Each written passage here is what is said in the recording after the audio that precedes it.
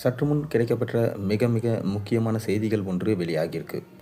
அதாவது திமுக கூட்டணி கடந்த 2024 லோக்சபா தேர்தலில் தமிழ்நாடு மற்றும் புதுச்சேரியில் 40க்கு 40 இடங்களில் வெற்றி பெற்று அசத்தியது.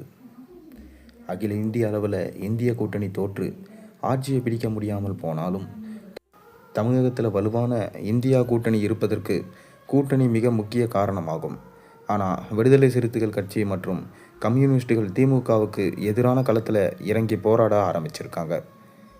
கூட்டணியில் பிளவை ஏற்படுத்த வாய்ப்பு இருப்பதாக சொல்லப்படுது. திமுகவோட ஆட்சி கலைய போகுது. மேலும் திமுக ஆட்சியில் பிளவு ஏற்பட்டுச்சு. அதனால் ஸ்டாலினோட கதை முடிய போகுது என சொல்லப்பட்டு வருது. அதாவது ஹரியானா மாநில தேர்தலை பொறுத்தவரை காங்கிரஸ் கட்சி கொஞ்சம் கூட்டணி அமைச்சு கட்சிகளை அரவணைத்து சென்றிருந்தால் நிச்சயமாக ஆட்சியை பிடித்திருக்கும் என்று சொல்லப்படுது. வெறும் 1% குறைவான வாக்குகளால் ஆட்சியை பாஜகவிடம் பறிகொடுத்தது. ஹரியானா மாநிலத்தில் மட்டுமல்ல, தமிழ்நாட்டிலும் கடந்த 2016 சட்டசபை தேர்தலில் திமுக கூட்டணி இப்போது உள்ளது போல வலுவாக இருந்திருந்தால், அதாவது மக்கள் நல கூட்டணியில் அன்று இருந்த விசிக, இடதுசாரிகள், மதிமுக, தேமுதிக போன்றவை திமுக கூட்டணியில் இருந்திருந்தால் திமுக அப்போது ஆட்சி அமைச்சிருக்கும். மிக குறைவான வாக்குகள் வித்தியாசத்தில் தான் அப்போது பல தொகுதிகளில் வெற்றி மாறி இருந்துச்சு. கூட்டணி கணக்கு வலுவாக இல்லாத காரணத்தால் தான் திமுக அப்போது தோற்றது. திமுக அதன் பிறகு உஷாரடைந்து 2019 வலுவான கூட்டணி அமைச்சது. அந்த கூட்டணியில் பாரிவேந்தரை தவிர அனைவரும் இப்போது வரை தொடர்ந்து இருக்காங்க.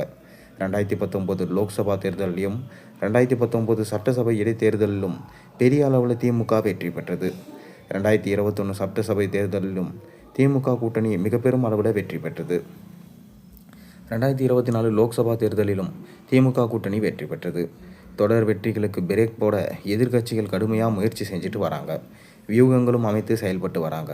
2026 சட்டசபை தேர்தலிலும் இந்த கூட்டணி தொடர்ந்தால் வெற்றி உறுதி என்றே சொல்லும் அளவிற்கு 2024 ரிசல்ட் அமைஞ்சிருந்தது.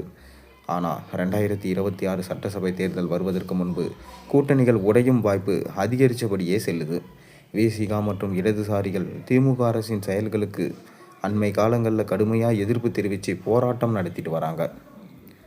மேலும் வேங்கை வயல் தொடங்கி ஆட்சியில் பங்கு கேட்பது, மதுரையில் கொடிக்கம்பம் பிரச்சனை மற்றும் இறுதியாக மதுவிலக்கு மாநாடு நடத்தியது வரை எல்லா விஷயங்களிலும் விடுதலை சிறுத்தைகள் தனது குரலை ஆளும் திமுக அரசுக்கு எதிராக வலுவாக பதிவு செஞ்சு வச்சுருக்காங்க.